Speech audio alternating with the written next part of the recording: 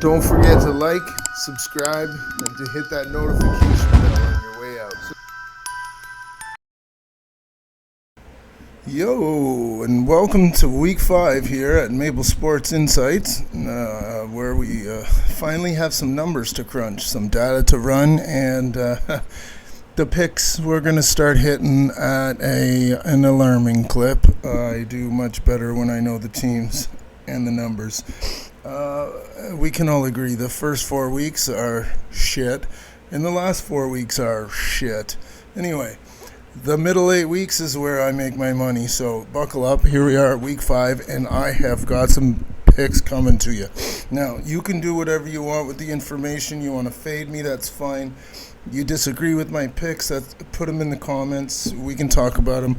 You got any winners you want to show me? Anything works, and I take lots of feedback. Actually, I prefer it because I'm just starting my channel, and hopefully you can share, if you like some of these. Some of them low-hanging fruit, but, you got to play the numbers, and it is a numbers game for all of us. So let's get started with my team. Okay. Let's start with my Buffalo Bills, which will be a beautiful Sunday morning as we wake up to the original London game, Jacksonville-Buffalo. Mind you, these are two very different teams that are going to London now than went 4 or 5 years ago when they first started. Knowing now it's such a higher altitude, well, I'll let the table speak for itself. I mean, at this point in stage, the Bills are lucky they lost one. Well, the rest of the division is anyway. They lost the first one of the year, and they've been on quite a roll ever since. Jacksonville's not going to stop them. I found a couple of broken lines, and there's actually a FanDuel promo regarding same-game parlays, and a couple other books running them too. So I've got a couple small same-game parlays. That way we can rack up some bonuses.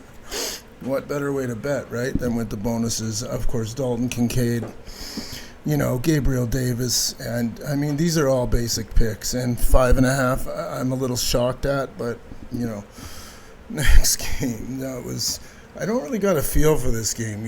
I'll be honest. Ryan Tannehill has just not played his best football. I mean, lucky for him. But Derrick Henry's still there. He's going to bail him out. But this Richardson character for the Colts has still got a lot of question marks around him. And, thank God for him, Jonathan Taylor's back. Because without him, I really don't know if you'd have much of a leg to stand on. So, it'll be an interesting game. I won't watch it, that's for sure. And,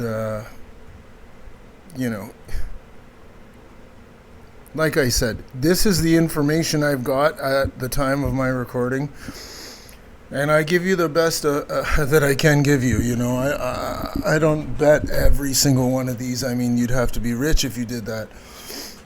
But just pick your spots, take my advice, do what you want.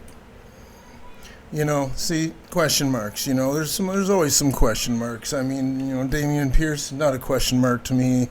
This Atlanta defense, not very good, but still so many question marks, and all these rookie quarterbacks. It's a weird year. I like this game there. Detroit, they got a few things. Now, Amon St. Brown's ruled out, of course. Everyone knows that. And so all the props are taken down, right? The line's dropped to 8.5. Some of the other books are still at 9, whatever. Laporta and Reynolds are both going to, whatever number they put out, bet over. It's a pretty safe bet. Carolina hasn't shown me much. Not enough to back them anyway. I've seen some flashes, but now this game, this game looks fun. I'm going to watch this one for sure. I like the improvements Zeke makes from week to week. Being in a different system, it's taken him a couple weeks. Mind you, Alvin Kamara's back as well. So Derek Carr, he's either hit or miss. The guy either puts up 4 touchdowns or he throws 4 picks. So I'm going to just go with the home team here on the money line. It gives you plus money. You can take the 1 point, but why? I'd rather take the plus money. Kamara, I don't see a problem with that. He'll be running the ball all over the place. Derek Carr will be just dumping it all over the place. It's going to be a shit show. Now this game will be fun.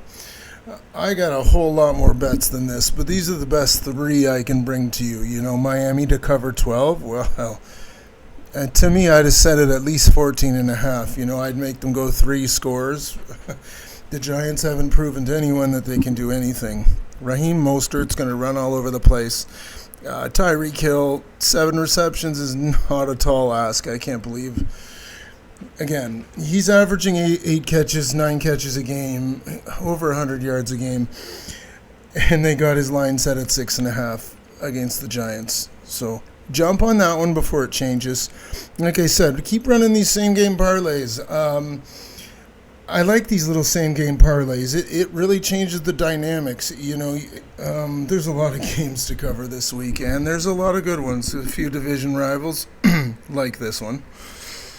I don't have a lot for it. I don't even know what to make of the Ravens. I thought they'd be a lot more dominant than this. I haven't seen anything from Pittsburgh except for shit.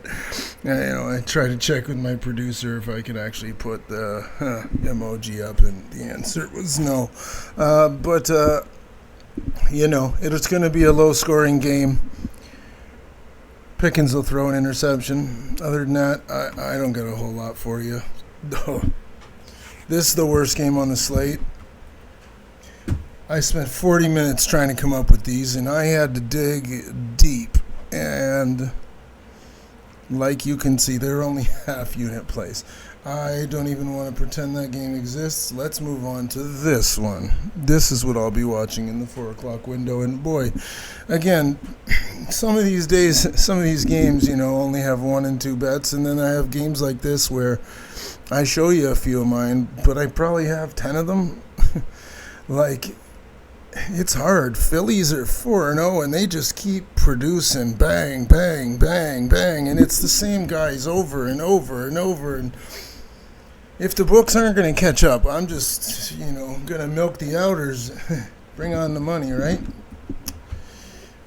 This is going to be a game of shit. I don't know what else to say. I'm sorry for all the swearing, folks, but there's just a real couple dog doo-doo games on the slate this week, and I'm looking forward to bye week. More question marks. Zach Wilson interception. It's the same theme when I don't like a game. I just don't like a game. Like I said, a good bettor doesn't have a 16-leg parlay anyway. That's too funny. So pick your shots. Own your bets. Ooh. Now this will be, that's right, yeah. Also in the 4 o'clock window. That'll be fun. I'll have to set 2 TVs up so I can catch the Philly game too. Jesus. They should have this as prime time. Anyway, this one's lots of fun. I mean, you got Sky Moore, you got 2 same-game parlays, and, this is just the overall expectations of the game to get started. I'm not even breaking into it very much. Kelsey getting his normal 100 yards with one of his many touchdowns. Casey throwing up the points and doing it big. And, Minnesota's hit every over, I think, this year. They definitely have a top 5 offense and a bottom 5 defense.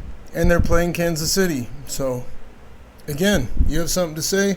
Pin it in the comments down below, because I would love to hear somebody else's opinion for a change.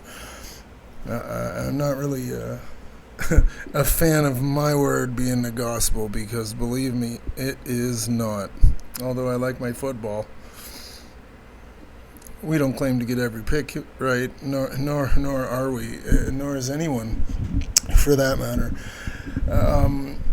One thing I do have to say, though, it's starting to get cold up here. Yeah, at Maple Sports Insight, coming to you from north of the border. Have a good day. Not one of my best. Don't forget to like, subscribe, and to hit that notification bell on your way out.